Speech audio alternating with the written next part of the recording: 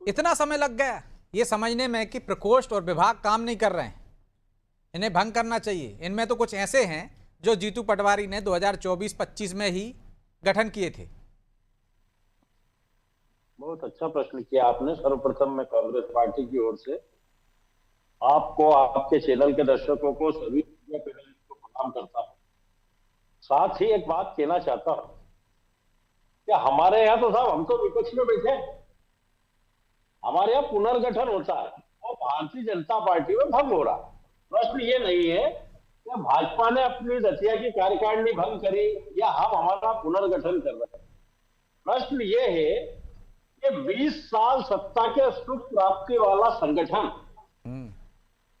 समझिए आप, 20 साल सत्ता की सुख प्राप्ति वाला और अपने आप को केडर बेस कहने वाले संगठन की हालत आपने देखी होगी। 15 घंटे का जो तांडव हुआ दतिया के अंदर, पूरे देश ने देखा, है ना। हालांकि भारतीय जनता पार्टी के लोग, भारतीय जनता पार्टी के नेता अपने आप को विश्व का सबसे बड़ा संगठन कहते हैं, जबकि हिंदुस्तान के अंदर 6,44,45,000 के करीब गांव है। मेरा दावा है कि अगर कोई भारतीय जनता पार्टी का आदमी मुझे चैलेंज करे तो मैं आज भी साबित कर सकता हूं कि 6,44,45,000 गांव का अगर एक एक आदमी ये बता दें तो मैं राजनीति संन्यास ले लूं। ये प्रश्न नहीं है। प्रश्न आज इस बात का है कि हम कांग्रेस पार्टी के हमारे प्रकोष्ठों का पुनर्गठन कर रहे हैं, कांग्रेस पार्टी की मजबूती के लिए, हमारे मिशन 2028 के कार्य के लिए।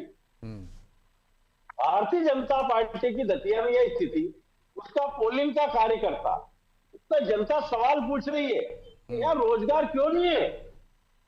तो पवैया जी, जनता तो ये सवाल भी पूछेगी, आपका कार्यकर्ता भी ये सवाल पूछेगा कि भैया वो दतिया वाले का क्या कसूर था, जहां प्रकोष्ठ के पदाधिकारी थे, विभाग के पदाधिकारी थे। विजयपुर वालों का क्या कसूर था जिन्होंने आपको जीत दी झोली में? क्या वहां भी काम नहीं कर रहे थे यदि आपको भंग करना पड़ा तो?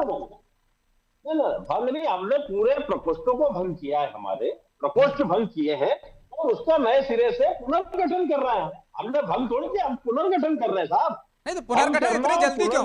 एक तो आपको 2.5 साल लग गया, 2.5 साल लग गया आपको। कुछ को तो आपने 6 महीने, साल भर पहले नियुक्ति की थी। ऐसे 14 प्रकोष्ठ हैं जिनमें जीतू पटवारी ने 24-25 में नियुक्तियां की हैं और आपको साल भर में ही उनको हटा दिया बेचारों को।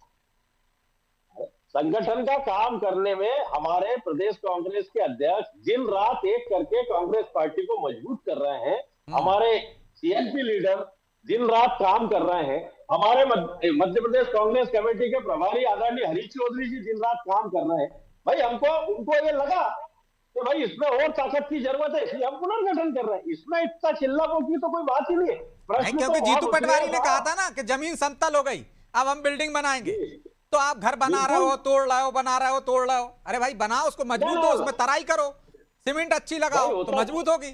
होता क्या है साहब, जब मकान और महल बनने लगता है तो उसके कई कमरों के स्ट्रक्चर चेंज करना पड़ता है। वो स्ट्रक्चर चेंज कर रहे हैं, उसमें क्या दिक्कत है? कोई दिक्कत नहीं, लेकिन मुखिया भी तय कर दोगे ना। चलिए आप मकान बना लोगे तो मुखिया भी तय कर दोगे ना कि सीएम चेहरा ये होगा, हमारा संगठन सृजन हो रहा है, सृजन के बाद सीएम का चेहरा भी तय कर देंगे।